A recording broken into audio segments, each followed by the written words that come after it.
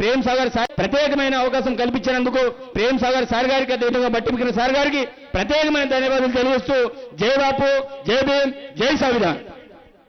Thank you Bojju గారు. ఇప్పుడు సభనుద్దేశించి IT మంత్రి ప్రేమ్ సాగర్ రావు గారు మాట్లాడతారు. Sorry for interference. ఒకటే నిమిషం మాట్లాడుతున్నాను.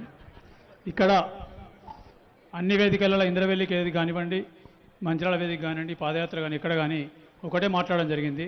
76 సంవత్సరాల నుంచి మా ఉమ్మడి జిల్లాకు అన్యాయం జరిగిందని చెప్పి, ఇవాళ గడిచిన 25 సంవత్సరాల నుంచి వాయిస్లెస్ పీపుల్, ఆదివాసీలు కానివ్వండి, దళితులు కానివ్వండి, లేకపోతే ఇంకా వాళ్ళతో ఉన్న మైనార్టీస్ కానివ్వండి, ఆదివాసీల గొంతులేని వాళ్ళకు గడిచిన 25 సంవత్సరాల గొంతు నేను చేస్తున్నా.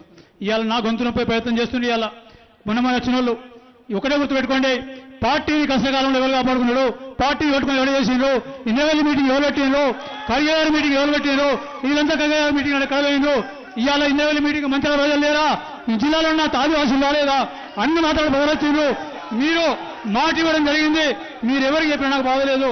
ఒక్కడు మాత్రం గుర్తుపెట్టుకోండి, నాకు అన్యాయం జరుగుతుందని భరిస్తా, కానీ మా ఉమ్మడి జిల్లాకు అన్యాయం జరిగేటప్పుడు భరించే ప్రసక్తే లేదు, ఏ పరిస్థితుల్లో భరించాం. దానికోసం ఇది ఉద్యమాల గడ్డ. రాష్ట్రంలో ఉద్యమాలు 1970 నక్సలైట్ ఉద్యమం కానీ ఉద్యమాలకు ఇది పూరటి గడ్డ. ఈ గడ్డ నుంచి ఉద్యమాలు వేసినాయి కాబట్టి ఇవాళ నిన్నొచ్చి మొన్నొచ్చి ఉన్న పార్టీలను తిరిగొచ్చి పార్టీలో ఉండి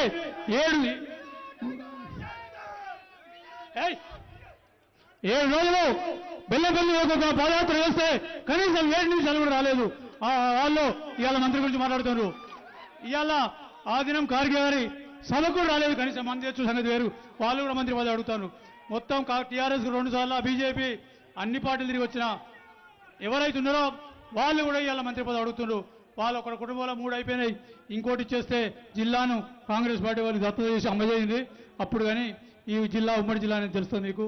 ఇవాళ నా ఆదివాసీలు, నా దళితులు, నా మైనార్టీ సోదరులు గొంతులేని వాళ్ళ గొంతు నేను ఉన్నా కాబట్టి ఖచ్చితంగా వాళ్ళందరి గొంతుకైనా ఉన్నా, నా గొంతు కొడిస్తే వాళ్ళందరి గొంతులు పోతాయి కాబట్టి ఖచ్చితంగా వాళ్ళ కోసమన్నా దేనికైనా సిద్ధంగా ఉన్నా. ఈ అవకాశం ఇచ్చిన దానికి ఏమన్నా బాధ కలిగిస్తే క్షమించవాలి. పెద్దలు శ్రీరావు గారు మాట్లాడుతారు.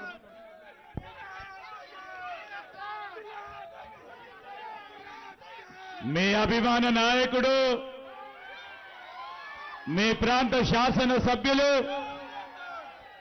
గౌరవ సహచరులు పెద్దలు ప్రేమ్